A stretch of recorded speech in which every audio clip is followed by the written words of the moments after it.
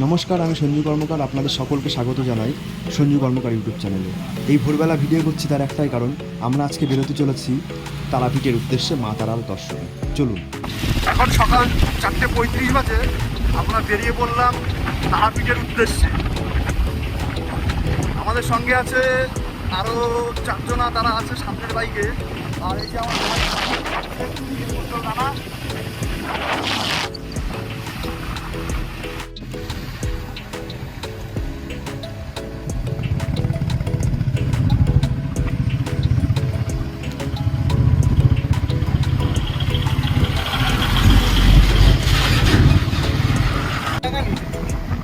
আর জল চিন্তা করতে হবে না।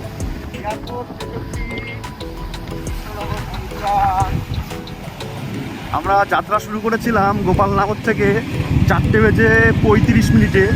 এখন ঠিক 5টা বাজে আমরা পৌঁছে গেছি চাকদাতে। এই যে চাকদাতে 34 নম্বর জাতীয় সড়কের কাজ চলছে। বর্তমানে এই NH-34-এর নাম এখন আর NH-34 নেই, এখন তার নাম পরিবর্তিত হয়েছে NH-12। 34 নম্বর জাতীয় সড়কে কাজ চলার কারণে একটু দূরত্ব আমাদের যেতে হবে। রাস্তার অবস্থা খুবই খারাপ, চারিদিকে কাজ চলছে। তবে দিনের আলো ফুটে গেছে তো এখন খুব একটা সমস্যা হবে না। যদি রাত হতো তাহলে আরো বেশি সমস্যা হতো।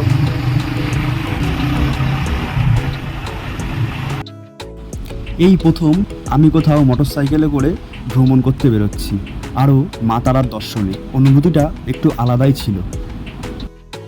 আমি আগেও দুবার টিকিট করে মা তারার দর্শনে যেতে পারিনি, কিন্তু এই প্রথম যে মোটরসাইকেলে করে যেতে পারবো এটা কখনো ভাবতে পারিনি। মা তারা না টানলে কখনো মা তারার দর্শনে যাওয়া সম্ভব হয় না। আমাদের চাকদা থেকে রানাঘাট আসতে সময় লাগলো ঠিক 10 মিনিট।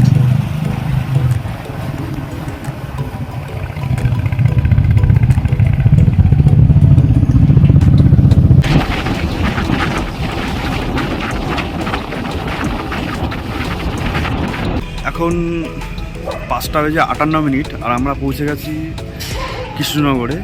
এখানে একটু জলপানের বিরতি দিলাম, তারপরে আবার যাত্রা শুরু করবো।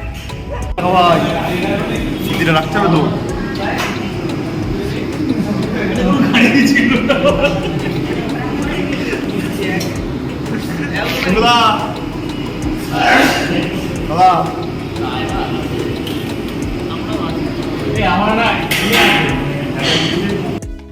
কৃষ্ণনগরে একটু বিরতি দিয়ে আমরা বেরিয়ে পড়েছিলাম আমাদের দ্বিতীয় গন্তব্যস্থল ছিল বহরমপুর, যেটি কৃষ্ণনগর থেকে 84 কিলোমিটার দূরে অবস্থিত। আমরা বাড়ি থেকে বেরোনোর পর এই প্রথম কোনো টোল প্লাজা পেলাম, কিন্তু এখনও টোল প্লাজাটি চালু হয়নি, সেই কারণে আমাদেরও টোলের কোনো ব্যাপার স্যাপার ছিল না।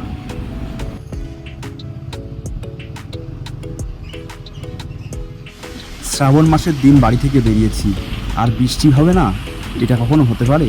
তাই কিছুটা দূর অতিক্রম করার পরেই শুরু হয়েছিল বৃষ্টি, তাই আমাদের গাড়ির স্পিডটাও একটু স্লো হয়ে গেছিলো। যদিও রাস্তাতে প্রচণ্ড পরিমাণে কাদা ছিল, তবুও আমাদের গাড়িটা আস্তে আস্তে চলার কারণে আমাদের খুব একটা বেশি অসুবিধা হয়নি। পাশ দিয়ে যাচ্ছিল খুব বড় বড় ট্রাক, যেগুলি আমাদেরকে একটু ভয় পাওয়াচ্ছিল।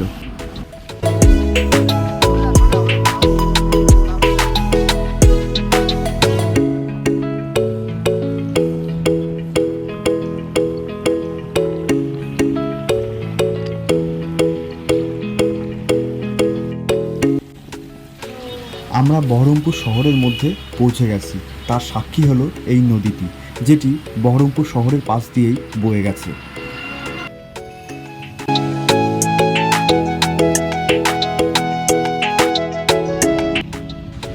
এই ব্রিজটির নাম ঠিক আমার জানা নেই, কিন্তু এই ব্রিজটির উপরের থেকে যে ভিউটা পাচ্ছিলাম সেটা খুব সুন্দর লাগছিল, যেটি আমাদের ক্লান্তি দূর করতে একটু সাহায্য করেছিল।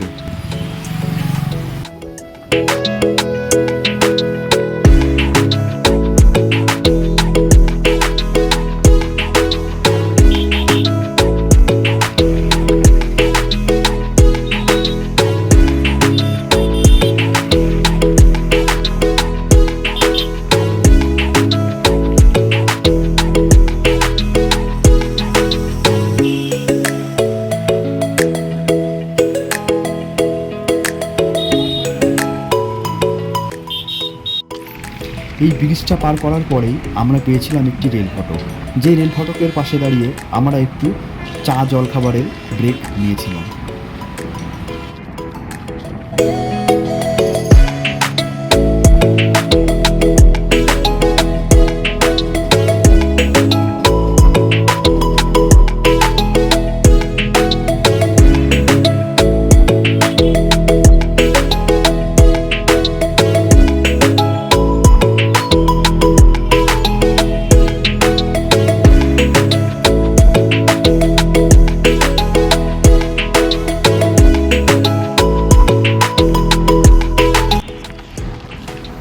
এখান থেকে রামপুরহাট আর মাত্র 56 কিলোমিটার রাস্তা।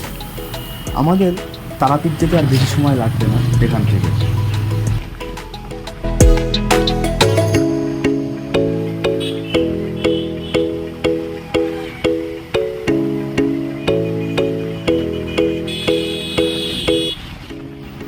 হাইওয়ে ছাড়ার পর আমরা ঢুকে পড়েছি গ্রাম্য রাস্তা। গ্রাম্য রাস্তা মানে যে কাঁচা মাটির হবে এরকম কোনো কথা নেই। আপনারা দেখতে পাচ্ছেন এখানকার রাস্তাঘাট কতটা সুন্দর।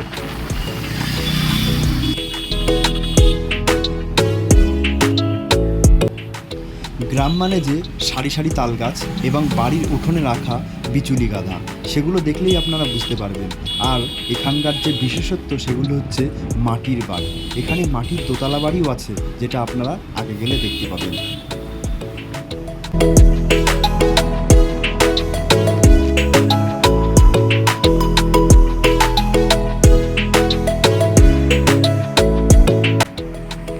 বাইকে চড়ার জন্য আপনাকে অবশ্যই হেলমেট পরিধান করতে হবে।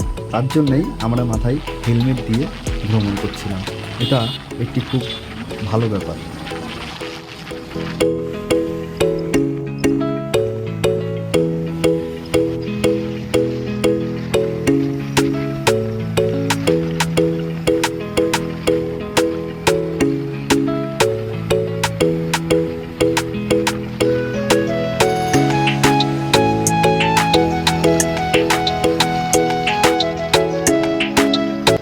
কি অপরূপ সুন্দর আমার সোনার বাংলা।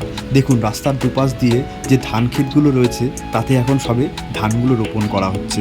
ভাবুন তো একবার, যখন এই ধান গাছগুলো পুরোটা ধানে ভর্তি হয়ে পেকে যাবে তখন কেমন লাগবে দেখতে সুন্দর। এই যে গ্রাম্য পরিবেশের আর একটা উদাহরণ, যেটা হচ্ছে খড়ের চালের বাড়ি। মাটির দেওয়াল এবং বিচুলির ছাউনি দিয়ে রয়েছে ঘর। দেখুন কত সুন্দর লাগছে দেখতে। বলেছিলাম না মাটির দোতলা বাড়ি দেখাবো, এই দেখুন সেই মাটির দোতলা বাড়িটা কত সুন্দর রয়েছে দেখতে। দেখতে সুন্দর হলেও হবে কি, কিন্তু বর্ষাকালের দিন এতে খুবই কষ্ট, ভয়তে ভয়তে থাকতে হয় কখন না ভেঙে পড়ে দেওয়ালটি। যদিও ভেঙে পড়বে না সেইভাবেই তৈরি করা। এবার দেখুন কি অপরূপ সুন্দর লাগছে রাস্তার ভিউটা। দুপাশ দিয়ে সারি সারি ছাগল দাঁড়িয়ে আছে এবং সবে ধান রোপণ করার জন্য যে মাটি তৈরি করা হচ্ছে। এই রাস্তাটাতে যখন আমরা প্রবেশ করেছিলাম তারপরে যত সমস্ত ক্লান্তি সব দূর হয়ে গেছিল, কারণ এই রাস্তাটার ভিউটাই এত সুন্দর ছিল, দেখার মতো। তাহলে আপনারা এই রাস্তাটির ভিউটিকে এনজয় করুন। দেখুন কত অপূরূপ সুন্দর এই রাস্তাটির ভিউটি।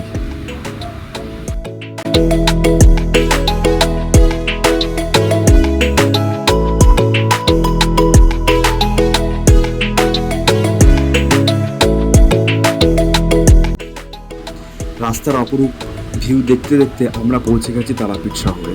দেখুন তারাপীঠে আমরা পৌঁছে গেছি, আর কিছুক্ষণ মাত্র সময় লাগবে আমাদের মায়ের দর্শন করতে।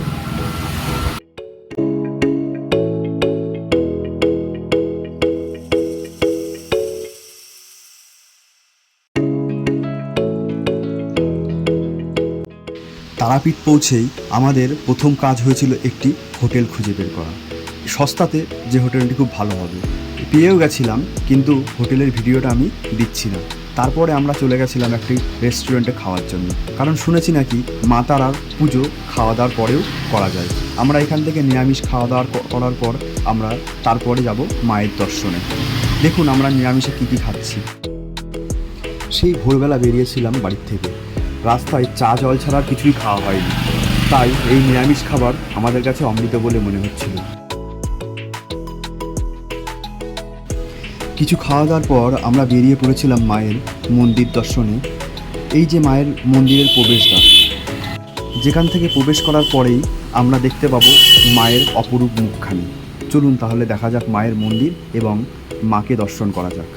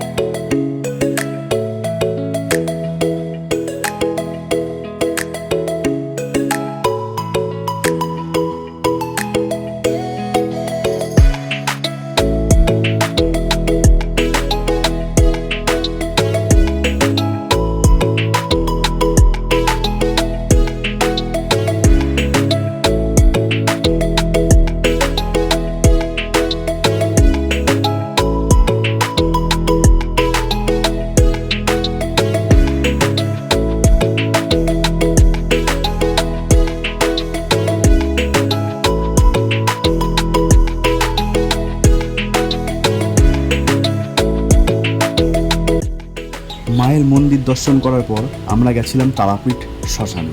দেখুন তাহলে তারাপীঠ শ্মশানে কী কী আছে এবং এখানকার যে সমস্ত সাধু সন্তরা আছে তাদেরকেও আপনারা দেখুন।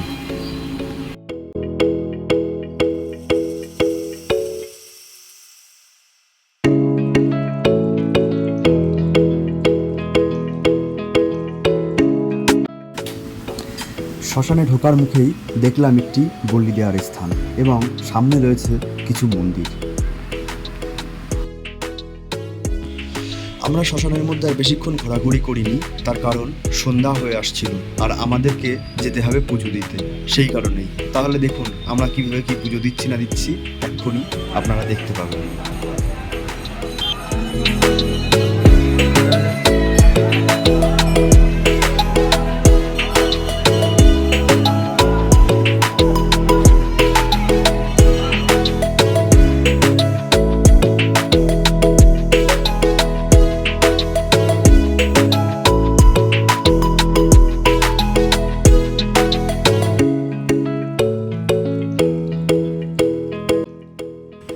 পুজো দিতে দিতে আমাদের অনেক রাত হয়ে গেছিল, সেই কারণে আর ভিডিও করার মতন এনার্জি আমার ছিল না, তাই আমরা আর ভিডিও করতে পারিনি।